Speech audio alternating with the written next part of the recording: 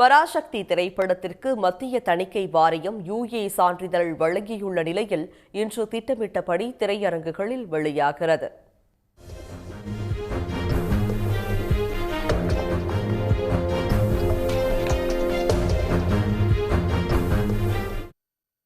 சுதா கொங்கரா இயக்கத்தில் சிவகார்த்திகேயன், ரவிமோகன், அதர்வா, சேத்தன், ஸ்ரீலீலா ஆகியோரின் நடிப்பில் உருவாகியுள்ள பராசக்தி படத்திற்கு GV பிரகாஷ் இசையமைத்துள்ளார்.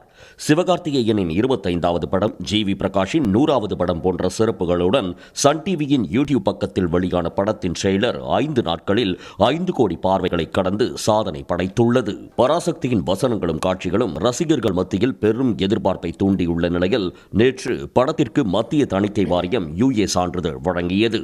இதையடுத்து இன்று தமிழ்நாடு முழுவதும் சுமார் 700 திரையரங்குகளில் படம் வெளியாகிறது.